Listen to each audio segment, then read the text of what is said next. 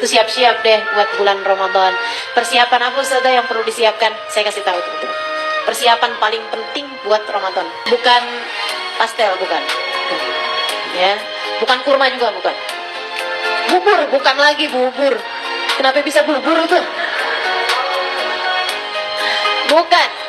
Apa persiapan paling urgent, paling darurat, paling penting untuk kamu siapkan pada bulan suci Ramadan adalah minta maaf kepada orang-orang yang ada di sekelilingmu, terutama yang pernah kamu zalimin, teman-teman. Karena ternyata puasa Ramadan kita, tarawih kita, Quran kita gak akan diterima sama Allah kalau di hati kita masih ada dendam, masih ada permusuhan dengan siapapun dari hamba Allah.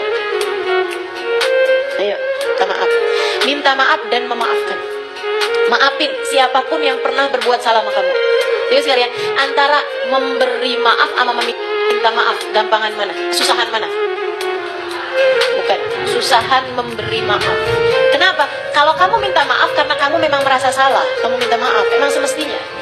Tapi kalau memberi maaf, kita nggak kenapa-napa, dia yang jahat sama kita. Kamu ngasih dia maaf. Kasih tahu nggak Ustazah sama orangnya? Nggak harus. Tapi hati kamu maafin. Gugurin semuanya. Jangan teman-teman, jangan mau-maunya simpan permusuhan dalam hatimu, bikin amal ibadahmu gak diterima sama Allah. Gara-gara dia yang kamu gak suka, amal ibadahmu gak diterima sama Allah. Amit-amit. Betul gak? Kamu gak seneng nih sama orang. Jangan jadi bikin kita yang susah gara-gara kebencian kita sama dia. Ya kan? Kalau kamu gak suka sama orang, maafin.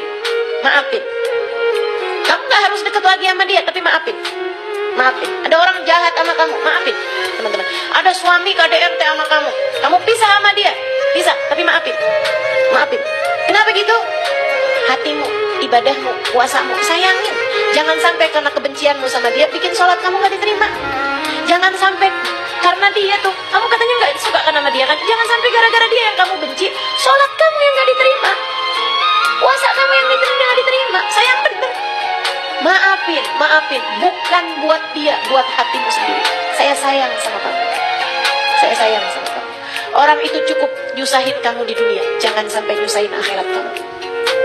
Orang itu cukup bikin hati kamu kesel di dunia, jangan sampai bikin ibadah kamu gak diterima. Jadi, sayangi hatimu, maafin salahnya orang, siapapun orangnya yang pernah berbuat salah padamu.